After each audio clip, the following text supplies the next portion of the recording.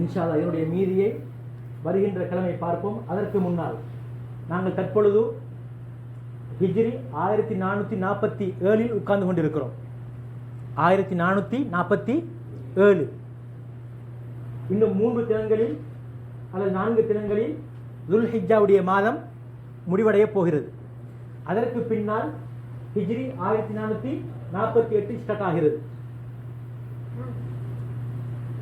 இந்த ஹிஜ்ரி கலண்டர், இந்த நபியாருடைய ஹிஜ்ரத்துடைய பயணம் அது முதல் வருடமாக ஆரம்பித்து மாதங்களில் முஹர்ரம் மாதம் முதல் மாதம் என்று இது எப்போது உருவாக்கம் பெற்றது?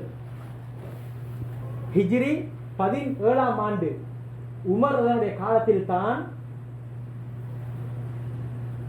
இந்த விடயம் நடைபெறுகிறது. அபு மூசா அஷ்அரி அவங்க என்ன செய்யறாங்க, ஒரு கடிதம் ஒன்று எழுதுறாங்க உமர் அவர்களுக்கு.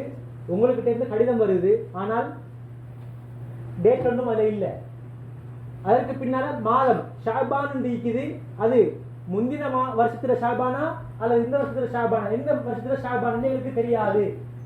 அதுக்கு பின்னால சஹாபாக்களை உமர் தாங்க ஒன்று கூட்டுறாங்க, கூட்டி கதைக்கிறாங்க. என்ன செய்வோம்?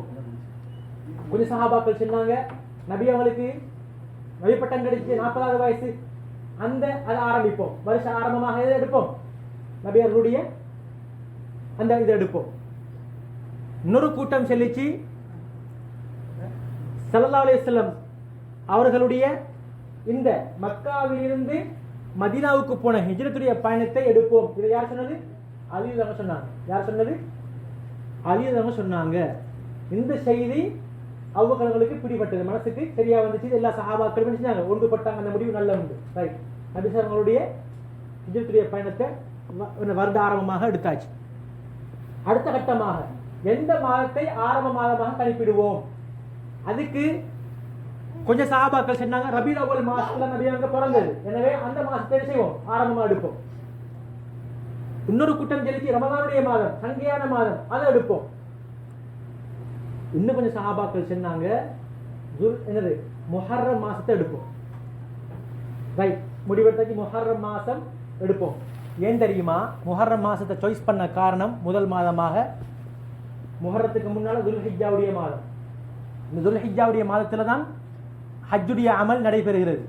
எந்த மனிதன் உண்மையான எண்ணத்தோடு மோசமான எல்லா விஷயங்களையும் தவிர்த்து திருந்த வேண்டும் என்கிற நோக்கத்திலே ஹுகூக்குல் இபாத், அடியாரோடு சம்பந்தப்பட்ட விஷயங்களா இருந்தா ஹஜ்ஜுக்கு போறதுக்கு முன்னால் அதெல்லாம் நல்ல முறைக்கு சமாளிச்சு பேசி தீர்த்துறதுக்கு பின்னால உண்மையான முறைக்கு போய்த்தாங்க ஹஜ்ஜை செய்தால் ரஜஅ கயௌமி வலதத்துஹு உம்முஹு, அன்று பிறந்த பாலகன் போல எல்லா பாவங்களும் மன்னிக்கப்பட்ட ஒரு மனிதராக என்ன செய்வாரு?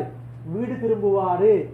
ஒரு முக்கியமான அமல் நடைபெறுகின்ற மாதத்துக்கு பின்னால அதே மாதிரி அனைவருடைய ஹஜ்ஜாஜிகளுடைய வாழ்க்கை வரலாற்று புதிய ஒரு பக்கமாக என்ன செய்யப்பட போகிறது, ஆரம்பிக்கப்பட போகிறது என்பதனால முஹர்ரம் மாசத்தை என்ன செஞ்சாங்க, சாய்ஸ் பண்ணினாங்க. இந்த நாங்க சில நேரம் என்ன செய்யறோம், காலங்களை பயன்படுத்துறோம். ஆனால் நாங்க எப்படி இந்த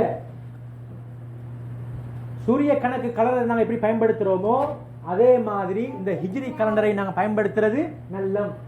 ஏன் தெரியுமா? எங்களுடைய இஸ்லாத்தினுடைய அதிகமான கடமைகள் எதை வச்சு? சூரிய கணக்கு வச்சு இல்ல, சந்திர கணக்குப்படி. ஒரு மனைவி இத்தா இருப்பதாக இருந்தால், கணவன் மரணித்து ஒரு மனைவி இத்தா இருப்பதாக இருந்தாலும் 4 மாசம் 10 நாள் எதை வச்சு முடிவு செய்யறது? ஹிஜ்ரி கலண்டரை வச்சு. அல்லது ஒரு கணவன் ஒரு மனைவிக்கு மன விடுதலை டிவோர்ஸ் கொடுத்தாச்சு, அந்த பெண் 3 மாசம் என்ன செய்யணும்? இத்தா இருக்கணும். அவட 3 பீரியடாக என்ன செய்யணும்? பரிச்சிக்கணும். என்ன செய்யணும்? பரிச்சிக்கணும். பிள்ளை இருக்குதா இல்லையா? பரிச்சிக்கணும். அதுக்காக அந்த இத்தா. ரைட். அதை எப்படி கணக்கிடுறது? ஹிஜ்ரி கலண்டரை வச்சு.